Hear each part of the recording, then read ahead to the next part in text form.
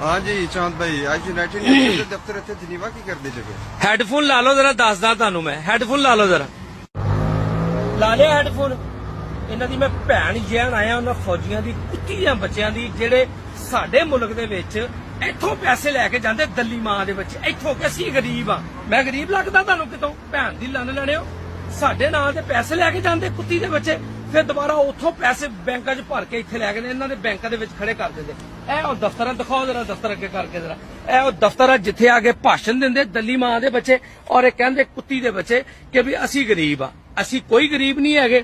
ਉਹਦੀ ਵਜ੍ਹਾ ਇਹ ਆ ਕਿ ਗਰੀਬ ਇਹਨਾਂ ਨੇ ਸਾਨੂੰ ਕੀਤਾ, ਸਾਡੇ ਹਿੱਸੇ ਦੀ ਰੋਟੀ ਲਿਆ ਕੇ ਇੱਥੇ ਇਹ ਭੈਣ ਚੋਦ ਨੇ ਬੈਂਕਾਂ 'ਚ ਭਰ ਦਿੰਦੇ। ਔਰ ਇਹ ਐਸੇ ਮੁਲਕ ਆ ਖੋਤੀ ਦੇ ਬੱਚੇ ਮੁਲਕ, ਇਹਨਾਂ ਕੋ ਪੁੱਛਦੇ ਵੀ ਨਹੀਂ ਕਿ ਤੁਸੀਂ ਇਹ ਪੈਸੇ ਲਿਆਂਦੇ ਕਿੱਥੋਂ ਆ, ਕਿਹਨਾਂ ਦੇ ਆ, ਹਾਲਾਂਕਿ ਇਹਨਾਂ ਨੇ ਦਿੱਤੇ ਹੁੰਦੇ ਆ। ਹੁਣ ਇਹਨਾਂ ਫੌਜੀਆਂ ਦੀ ਮੈਂ ਭੈਣ ਹੀ ਆ ਨਾ, ਇੱਧਰ ਆਈਓ ਜਰਾ, ਮੇਰੇ ਪਿੱਛੇ ਪਿੱਛੇ ਦਿਖਾਈਓ ਜਰਾ ਕਿ ਇਹ ਜਿਹੜੀ ਪਿੱਛੇ ਕੁਰਸੀ ਆ ਇਹਦੀਆਂ 3 ਲੱਤਾਂ ਚੈੱਕ ਕਰ ਲਓ, 4 ਲੱਤਾਂ ਹੋਣੀਆਂ ਚਾਹੀਦੀਆਂ, 1 ਲੱਤ ਵੱਡੀ। ਇਹ ਉਹ ਲੱਤ ਆ ਜਿਹੜੀ ਇਹ ਫੌਜੀ ਸਾਡੇ ਪੈਸੇ ਲੈ ਕੇ ਇੱਥੇ ਆ ਕੇ ਜਮ੍ਹਾਂ ਕਰਾਉਂਦੇ ਕੁੱਤੀ ਦੇ ਬੱਚੇ, ਔਰ ਸਾਡੀ ਲੱਤ ਮੁਕੰਮਲ ਨਹੀਂ ਹੋਣ ਦਿੰਦੇ, ਇੱਕ ਕੁਰਸੀ ਨੂੰ ਮੁਕੰਮਲ ਨਹੀਂ ਹੋਣ ਦਿੰਦੇ।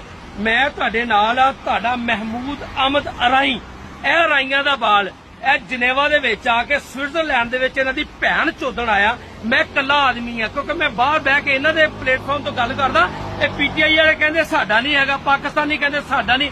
ਮੈਂ ਇਹਨਾਂ ਦੀ ਭੈਣ ਦਾ ਬੰਦਾ ਵਾ, ਫੌਜੀਆਂ ਦੀ ਦਾ, ਠੀਕ ਹੈ ਨਾ। ਇਹ ਫੌਜੀ ਮੇਰੇ ਕੁੱਤੀ ਮਾਂ ਦੇ ਬੱਚੇ ਸਾਲੇ ਆ। ਇਹਨਾਂ ਦੀ ਮੈਂ ਭੈਣ ਕੱਢਣੀ ਹੈ ਦੁਨੀਆ ਦੇ ਹਰ ਉਸ ਹਿੱਸੇ 'ਚ ਜਾ ਕੇ ਜਿੱਥੇ ਜਿੱਥੇ ਇਹਨਾਂ ਦੀਆਂ ਜਾਇਦਾਦਾਂ। ਮੈਂ ਆਪਣਾ ਕੰਮ ਛੱਡ ਕੇ ਆਪਣੇ ਪੈਸੇ ਲਾ ਕੇ ਆਪਣੀ ਟਿਕਟ ਲਾ ਕੇ ਆਉਣਾ ਵਾ, ਲੇਕਿਨ ਤੁਸੀਂ ਇਹ ਵੀਡੀਓ ਸ਼ੇਅਰ ਕਰਨੀ ਹੈ ਨਾ ਕੁੱਤੀ ਮਾਂ ਦੇ ਬੱਚਿਆਂ ਤੱਕ ਪਹੁੰਚਾਉਣੀ, ਭੈਣ ਦੀ ਲੰਨ ਲੈਣੇ ਹੋ।